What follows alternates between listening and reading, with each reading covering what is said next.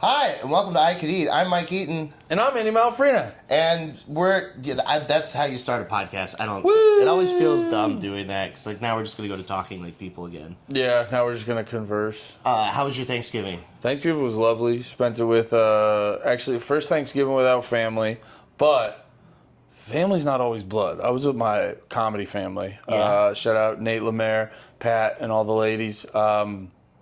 The hookers that we ended up That's killing. a great Thanksgiving. It was great. We all made food. We all drank too much, and then we watched football, and then spent about 2 hours watching funny animal videos. Incredible. And I gotta be honest, don't get over yourself. If that's what you want to do it. There's always that voice in the head where you're like, I need to be a distinguished adult. No. Never do that. It's a total waste. It was the hardest I laughed. You know what I mean? Yeah. I went to a Friendsgiving on Wednesday, and that was really nice. A lot of great food.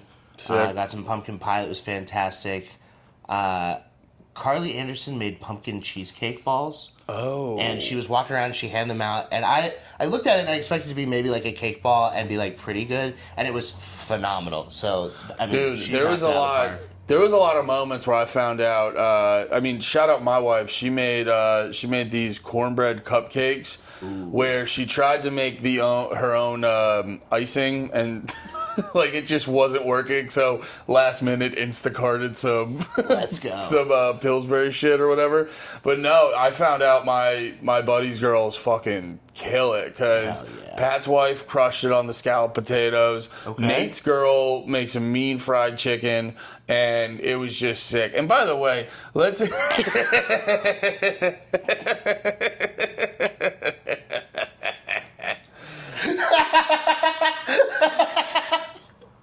you got to imagine he was probably a sticking point for him. Yeah, like if I was going to design a perfect woman, she would cook the things that I love. Exactly. Yeah. Google Nate Marshall, not the poet.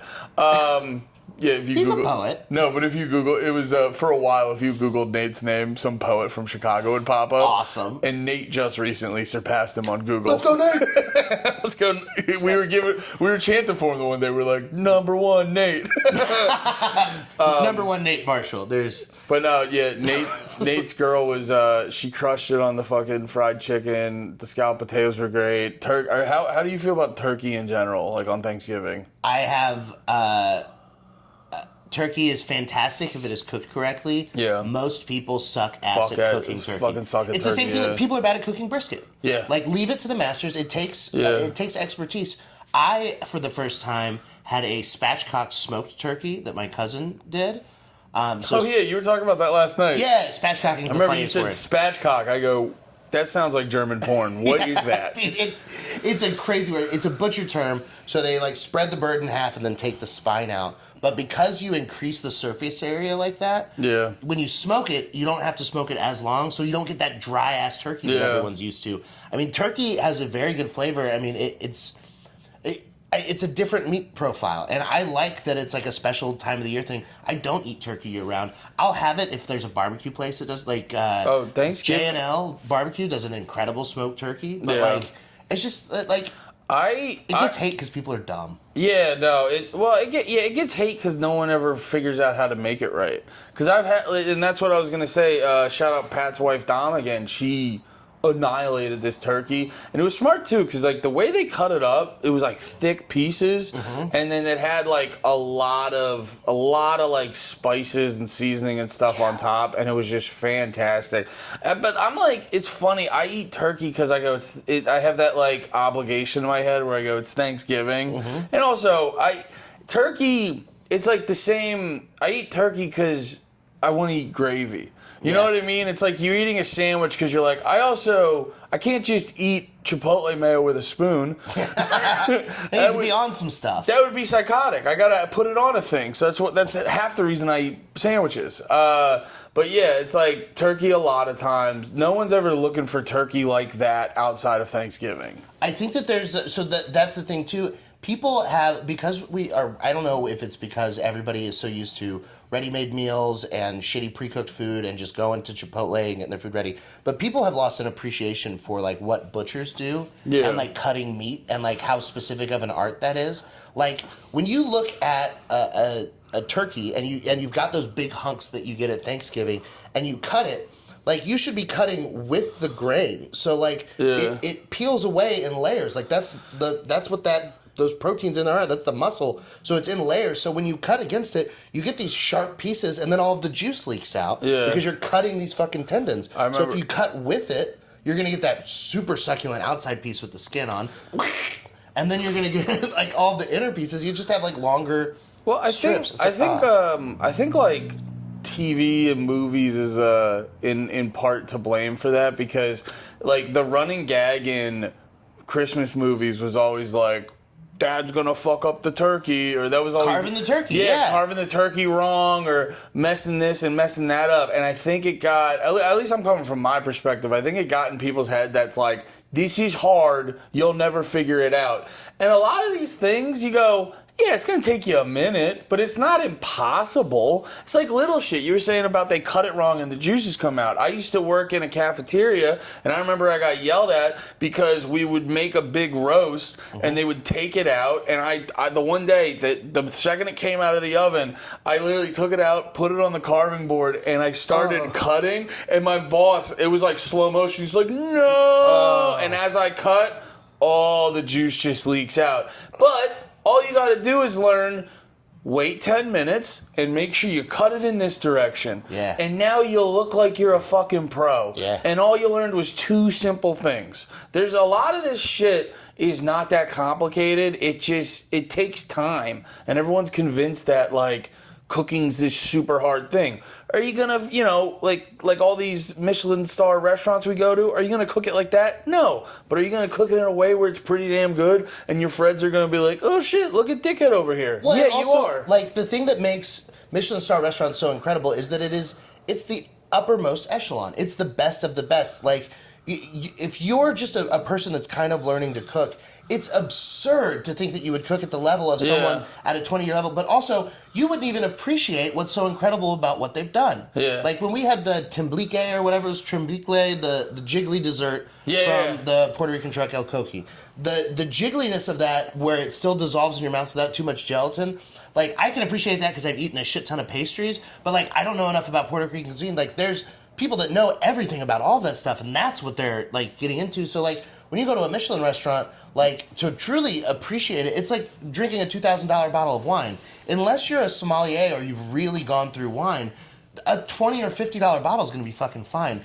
Learning how to properly cook and cut a steak is such a massive game changer, because what you're doing now probably sucks shit unless you have somebody that taught you just some basics. But like just cooking a steak is so much easier. But like today, so to get into the today food, we're gonna go and get ramen at my favorite ramen spot in town. There's a lot of different places here that do ramen. There's a lot of people with ramen opinions, and you're all wrong. Sazan is the best. It's from the Bay Area. D, the guy that runs the place, just fucking gets it. I want to say it's like an 18-hour tonkatsu broth.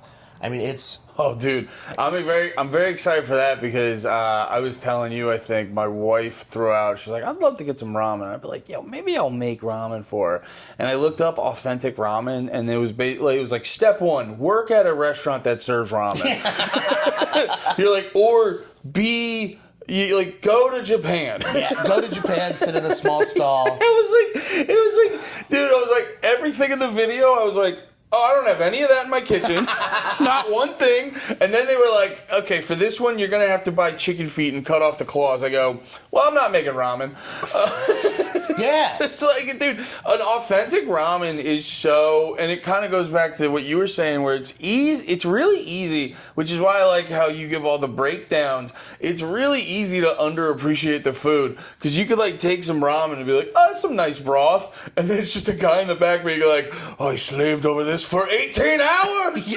Dude, so that's the thing too, is that there are places here like no shade, but Ramen Tatsuya, they're a good chain. It's a good quick ramen place. But when you drink that broth, it just feels like an upscaled version of like a good cup of ramen. Yeah. Like not like the chicken bouillon Maruchan ramen, but like a good one. You know? And when you go to Sazan, when you drink the broth, when you get that with the noodles, it's just as good as the noodles. Yeah. Like that's the thing. Like for ramen, for me, I'm a fat kid, so I like the noodles and the meat. My favorite part is the ajitama, the little egg that's been marinated. Theirs is just goated. But the broth itself, I'm excited for that today because it's getting chilly outside, and there's truly nothing better than just like a little bit of cold in your bones, and then drinking this fucking marinated bone broth full of collagen and magic, and then you just feel yourself. It's like super soldier serum. You're like, I'm Captain Japan. I'm gonna fly into a boat. It's like try me, Godzilla. I fucking dare you, dude. I want to go and kill Mothra with my bare hands. You're like Godzilla. Step aside. I got this. I will do this. Yeah, I'm very excited. Have you guys been appreciating the soft Japanese accents we've been doing? You're welcome. We are less racist in this episode. Very distinguished. It's comedic, but not too offensive. No, I also too.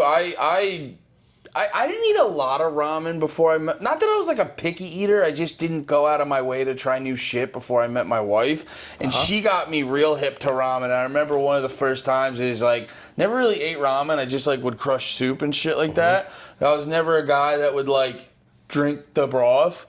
And I was about to throw the ramen away, and I was like, my wife's like, "What are you doing?" And I'm like, "I'm done." She was like, "You're only half done." And I was like, "What do you mean?" She's like, "Drink it. It's good." And I was like, "Oh." Is that why you guys do that? I'm sorry. It is so fun, like that. There's so much of eating any kind of Asian food that I just turn into Kung Fu Panda. The movie's so accurate. She's like, soup dumplings, all right. Oh yeah, dude. That's a new episode too. You just want to turn into a loud idiot, just going like, "I love your stuff." Yeah. Hey guys, everything killer. Yeah. Don't anyone stab themselves about this. It's incredible. Yeah. All that shit in the 40s, I realize they were wrong now. Yeah. Are bad, probably. Are bad. But also, like, pretty good. You got us worked up. We shouldn't have done the unconditional surrender thing. Everyone was doing a lot at the time. Yeah. I'm sorry about the shadows burned into the ground. But other than that... Okay. All right, let's go get ramen. Let's go get ramen.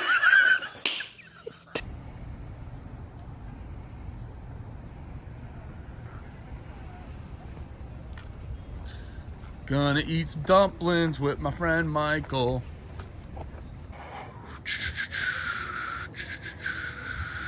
Dun dun dun dun. Dun dun dun. Dun dun dun dun. Ramen and dumplings. Ooh. Live nudes. And fat.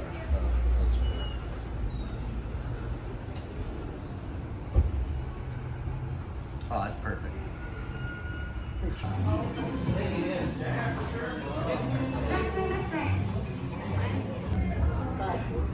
Actually, look at a shot of you.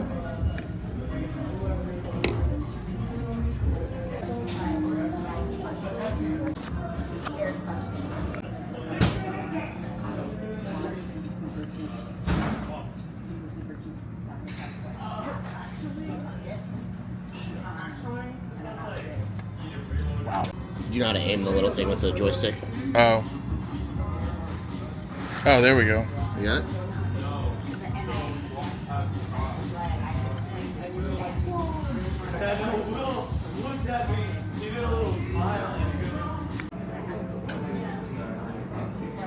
To eat them.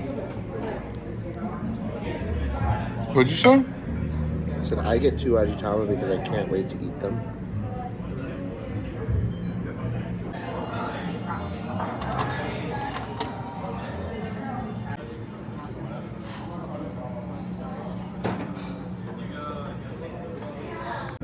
I said I get 2 ajitama because I can't wait to eat them.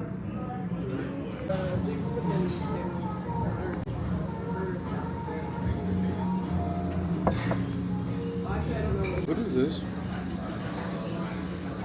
Roasted tomato. Oh yeah, tomato. Hell yeah.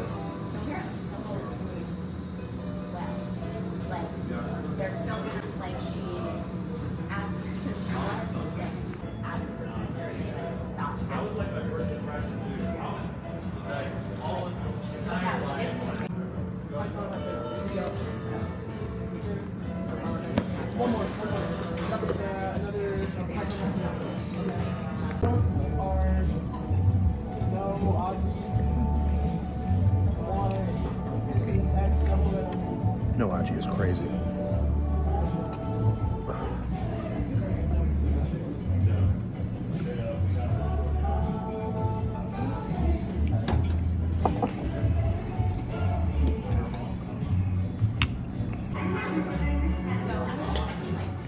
What if I just had diarrhea the second you fucking hit play? I was like, Mike, I'm not ready. I just do that shake. Remember that video where the kid walks up and he's like, and the guy's like, you shitting yourself? And he's like, I just did that. So that was the ramen. Dude, so we went to Sazan.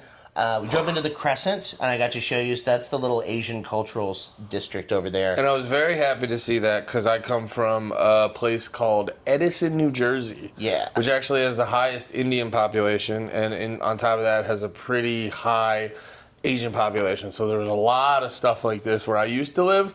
Not so much now. So to see that.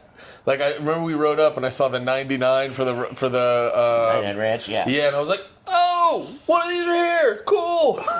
It is. It's not, there like is a bit of comfort to it. It's also like the same way that like I really enjoy being in like fucking Fort Wayne, Indiana, or being in like Grand Island, Nebraska, like seeing stuff that I recognize, like chains that I recognize, and then also seeing like what their versions of things I have are. Like, who's your grocery store? Yeah. Who's your gas station? Like, I love the little regional stuff that people are diehard for. Well, that's what I was noticing around here. It's a little different down south, but I live up north, and you're talking about, like, grocery stores. You can get groceries at, like, Walmart or Target, but when it comes to, like, local shit, up north, the only thing around me is H-E-B. And I go, that's interesting that there's no, like, smaller grocery store. Yeah, there's not a Randall's or an Albertsons or a Kroger or something. Yeah, where I came from, it would be like, you'd go to this place called Redner's. That was the really cheap grocery store. And then the moderately priced one would be like, it was called the Giant. And then the like, nicer one where it was kind of Whole Foods, but you could still get regular Doritos, that was called Wegmans. Yeah. And there was like 3 layers before you got to like a Whole Foods. Here it's either like go to H-E-B or go to Sprout or go to Whole Foods. Well, we have Albertsons and Randall's and stuff in town, but up north. And that was such a big culture shock for me the first time I went to go grocery shopping in California, because I just typed in grocery store and then I didn't know any of the names. It's like, who calls it Smart and Final? That's one of their chains is Smart and Final. Then they have Ralph's. And I am just autistic enough that I know that Ralph was the name of the Tom Thumb character. And so Ralph, like, owned Tom Thumb, and Tom Thumb is what we had here. So I was like, oh, Ralph's is Tom Thumb. Okay. And, like, then I'm still stuck on Smart and Final. Smart and Final feels like Hitler made a grocery store. It's so upsetting. Dude, it's like the most uncomfortable name. It does not flow. Would you like to buy your groceries at the Smart and Final? Smart and Final. Hey, I gotta get some food. Smart and Final. Make it good. You only have one go around. So Smart and Final. But anyway, we didn't go to a grocery store today. We went to get ramen. Yeah, we should get back on track. I'm so sorry. No, it's funny, dude. But, I mean, it's a funny podcast. But so, we went to Sazan. Sazan, it's in the Triangle.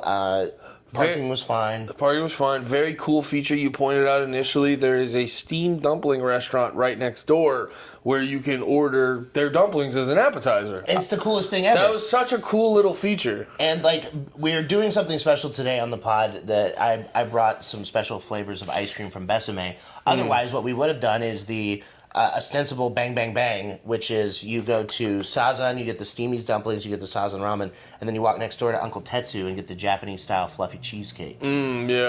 Which they're fantastic. But so we got the steamies pork dumplings. They do have a vegetarian option, but we're adults. So we got the pork ones. I'll be honest, I don't mind, with some of the apps, I don't mind the vegetarian option, like when you get like a vegetable roll or something like that, like an egg roll or something like that. Okay, sorry, I'm an adult. Yeah. Hey. He eats vegetarian food. What the hell? Like a child. Actually, I think I'm probably the kid here. Yeah. But, now that I'm thinking about it, vegetables are gross. Yes, you don't. Yeah, Mike hates his veggies like an adult. Yeah, exactly. I'm a big boy.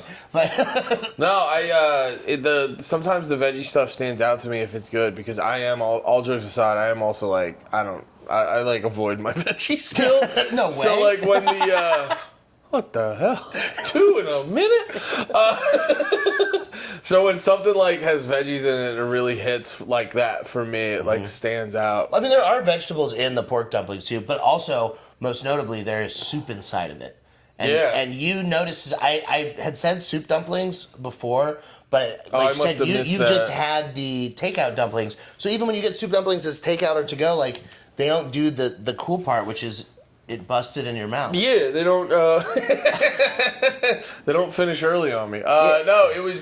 I noticed that like the first bite, I dipped it in the sauce, which was really good, and then I bit in, and it was like, oh.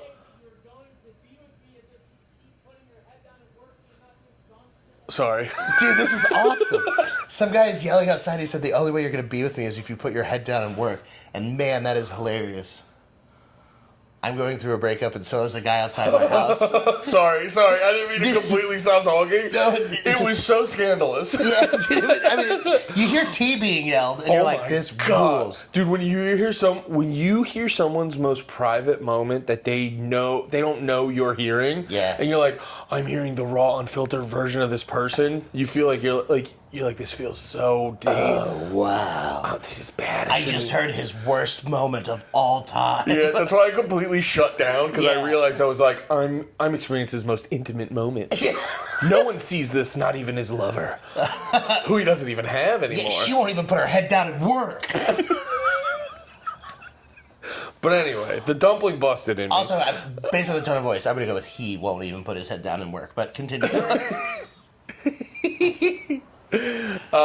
But yes, anyway, the dumpling busted on me, and but no, it was great. Yeah, dipped it in the sauce, bit into it, was like a little bit shocked by the flavor that came out of it, and I was like, oh yeah, you can, because you take like stuff, I think sometimes you take stuff like dumplings for granted, especially where I'm from, where, you know, like Chinese takeout and stuff like that is so plentiful, and you just get some dumplings, they're fried up, you know, it's just pork and grease and, you know, the dumpling casing and everything, so you just kind of munch on that and take it for granted, but tasting like a nice steamed, loved-in dumpling was real nice stuff. Yeah, and then the love goes in your mouth, and it's the best part. Yeah, and then you call her and go, I miss you. I miss you. You don't put your head down and work.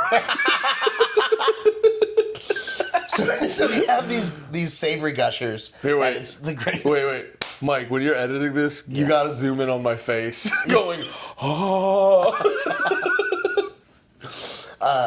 So we eat these delicious savory gushers, and then we get the ramen. So you got the spicy python. Python, is that how you said it? Yeah. I was like struggling on saying it because I'm in my head like Peyton. No. Give me the Peyton. No, Michael. I read it. I go. All right. We don't remember how he said it, but we know it's not Peyton. What are we gonna do, Andy? What are we gonna do? He's looking at you. Sounds like an autistic Pokemon. Peyton, go! Peyton, noodle slurp. And I'm just like looking at the guy like, all right, he's staring at you. You gotta order it. And I was like, yeah, I said something like Python or whatever. No, I think you said it right. Oh, okay. It'd be very funny for a dyslexic person being, I'll have the spicy patience. What? So you got the spicy sick python. people to be mad at you? And I got the signature python, and I added an ajitama, and then I got a D's Way spicy bomb. And I'll be totally honest, for the sake of the video, I dumped the whole thing in, and then I scooped some of that spice out because it will get you. And I have a show later tonight, and while I do enjoy sweating while eating, I didn't want my tummy to hurt. Yeah, you thought you were gonna have residual tummy aches. Yeah, and I got to do good at the show, but Every single layer of the ramen is perfect. The noodles, you remarked right away, they're perfect. When people talk about al dente with like pasta, it's because there's some give to the pasta. You want to feel the texture of your teeth pushing against something. It pushes back, and then it has give, but it's not undercooked where it's chewy or raw, and it's not overcooked where there's almost no mush to it. Like, they've soaked up some of this amazing broth, but they're still individually flavorful. And like the texture of them is just awesome. Today reminded me how much, and I feel like a lot of people do this, but I'll speak for myself, but like how much I underappreciate noodles in general. Because whatever you're doing, whether you're doing like ramen or a pasta, you think like, oh, it's the broth and the meat, like they take center stage. And you sort of like, you know, you're not going to get bad noodles, but you don't think about it the same way because you just think it's like, they're there to soak it up the same way as like bread. And I think people do this with bread on a sandwich. That's just like, oh, that's just something to put the meat in between and shit like that. So, and then when you actually have it, like I remember I went to a fancy Italian restaurant and they had like handmade noodles where the flour was from Sicily or some shit. And it's like the same thing with these noodles. They were like, when you actually have really good high-end noodles, you realize you're like, no, this needs to be good too. Yeah. I realize I underappreciate a good noodle. So the noodles are world class, and then you get to the meat. So we both got the pork chashu in it, and like pork is one of those things that I get that like it's not for everybody, and like it's an unclean meat for a reason, and like a lot of religions is like, and there's problems with pork, but when it's done like this, and they've separated all the tendons and they've taken all the gross bits out, and it's just a perfect piece of pork with that browning on the outside and that just rich flavor. I mean, it's unbelievable. Especially too, for me personally, and I could be missing out on some stuff, but when you get the option of pork or chicken and the chicken's not getting like fried in something, I'm always gonna go to the pork. Pork has more flavor to me. Yeah, it's funny too because it's like traditionally like a cheaper cut of meat, but it has substantially more. It has more flavor, and not that I think they would fuck it up, but chicken just has more opportunity to get fucked up and dried out. I have tried their chicken and it's good, but I like the pork better. Yeah. And then the ajitama, the egg.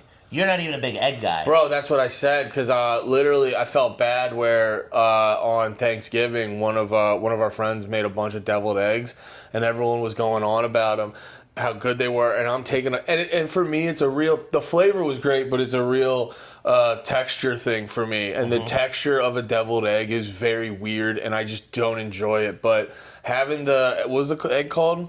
Ajitama, where it was clearly like soaked in a lot of shit, and so they soft boil it, and then they take it out, they submerge it in ice, they peel it, and then they take that soft boiled egg where the inside is still jammy and gooey, and then they put it in a mixture of like soy sauce and mirin and rice vinegar and scallions and ginger and garlic, and then they soak it for like 2 days, and then you cut it with a piece of floss, which is really fun to do. Get the fuck out of here. I learned how to make them. You can add chili oil and give them a little bit of kick, but like 2 or 3 days of them basically marinating in there, the white becomes brown and it soaks through, and then you get that yolky goodness in the middle that's like jammy. You know, there was just like there was like an apprentice in the kitchen who just was working like 50 eggs. Yeah. And then he finally nailed it. Yeah. And he just had that moment where he's just like, shh. Dude, and like the art of boiling an egg properly and being able to peel it without taking bits of shell and the ice bath, like there's all these different methods. So every little piece of it, and then the broth. Yeah.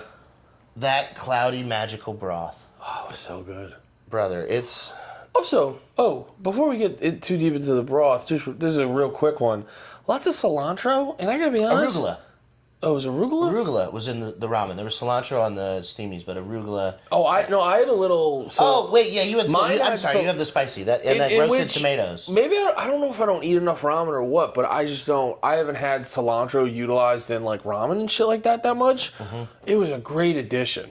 Yeah, because yours has the white onions, the cilantro, the roasted tomatoes, and then I think the roasted peanuts that are in there as well. Yeah, I think there were peanuts in it. A little bit of crunch texture, which is very nice. Yeah, but anyway, the broth, that's the main event. Man, I put it in the video, but I slurped the bowl. I finished. I got a little, we got a clip of club. it. Yeah, it was, It was great too. I was glad we did this too because I literally had it was funny. My wife was talking about wanting ramen, so I was looking up a bunch of stuff. We joked about it in the beginning half of the episode where you like look up to make ramen and you're like, oh, I don't have any of this in my fucking house.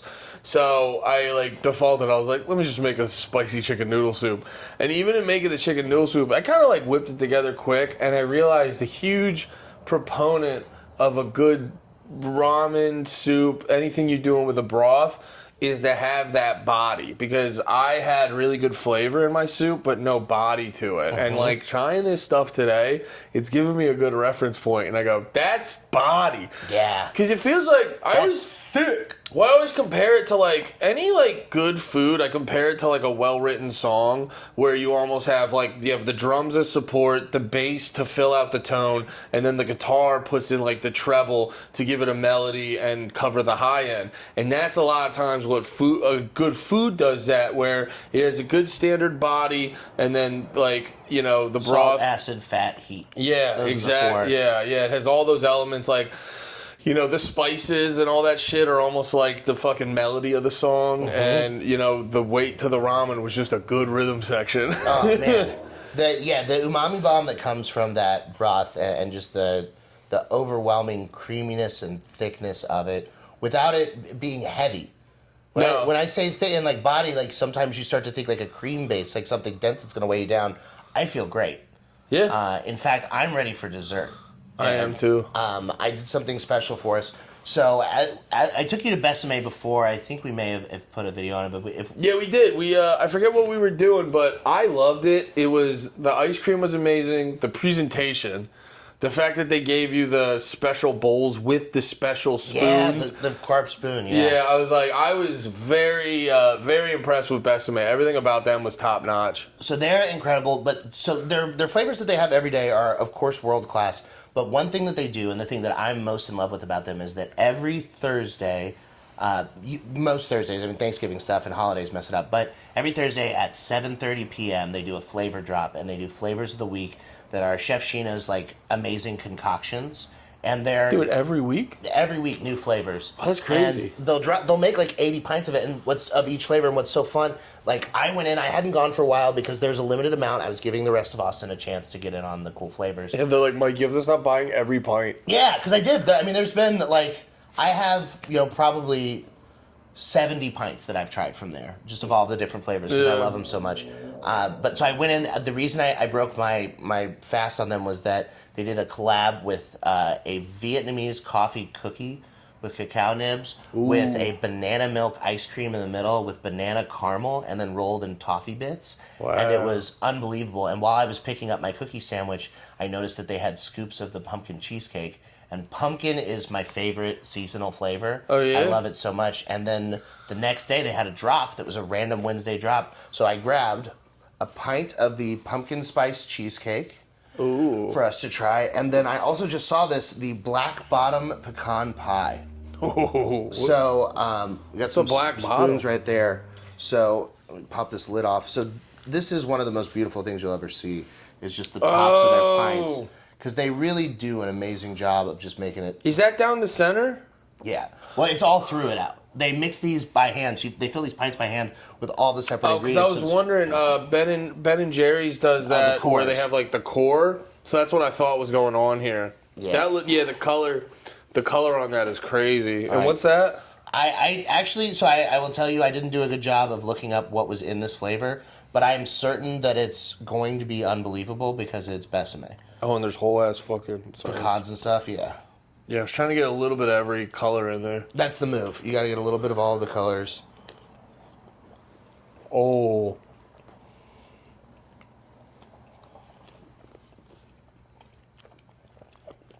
Fuck. That's unbelievable. Dude, I got hit. Oh, my God. Oh, so there's chocolate, there's pecan, there's sugar, there's gooey, there's something bitter.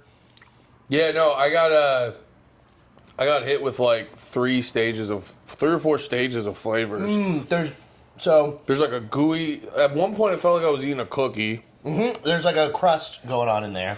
Yeah, and then there you could taste almost like the chewiness of like a caramel type chewiness. I don't know if it's like the caramel flavor, but the same way as like the chewiness, like you would have caramel in there.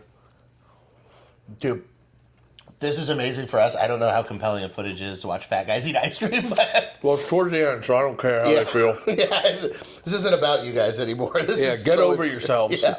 We want to eat ice cream. Holy shit. All right, yeah, I'm going to do one more. Because this is really good. I really love the layer of flavors that hit there. Because, like, both bites, each bite I was experiencing, like, three or four different things. I just like how it starts off real gooey, then you taste the ice cream, and then there's just a like burst of salt at the end. Yeah. And there's some bitterness of whatever that fudge stuff is. And then we've got the pumpkin spice cheesecake. I'm so excited to look at this one. So this one has like cheesecake ice cream with like pumpkin bits, like real pumpkin sauce. I mean, it's... Holy moly.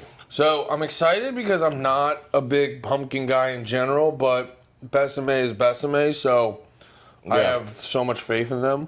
You're about to get white girl wasted on that pumpkin. Oh my good lord. I have fucked with a few pumpkin beers. Sometimes they overdo the pumpkin. Mm-hmm.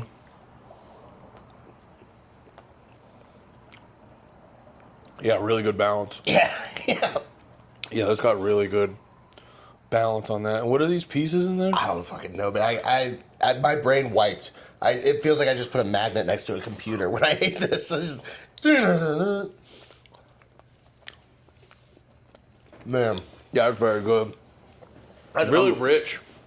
Very. It's funny because like the flavor is very powerful, but it's not overpowering. Like I got to give a major props. I'm still like whatever about pumpkin, but that was amazing because the balance on that is exceptional. Like if you're whatever about pumpkin, you can still have fun with that and not just go like, oh, it's just pumpkin next to ice cream. It's like the cheesecake shines through. You get real cheesecake in there. Yeah. It's creamy. It's got a tiny bit of tart to it. Dude, I'm really impressed with the flavor profile of these because there was like, I told you there was like the 3 waves, and yeah, there's like 3 or 4 very distinct flavor. Not just like, oh, because I like, there's nothing worse than a lot of the healthy ice creams do this bullshit where they'll be like chocolate chips, and you look in and you're like, I mean, technically, but like you have a lot of heavy lifting on that S there. Yeah. I mean, like, I don't know how much an apostrophe was necessary in this, but yeah, and like, you know, so there will be sometimes with certain flavors where you're like, yeah, technically it's in there, but it's like you're barely throwing that shit in. This, everything has its moment. Bringing it back to the band analogy, it's like you have a band of all the musicians and everyone gets a chance to solo. You know, you all come together to make one great sound, but you still all get to hit a solo for like 8 measures. I couldn't not be eating it while you were talking about it. Oh yeah, I hope you all get to meet Mike one day in some substantive way, but and learn his appreciation for sweet treats.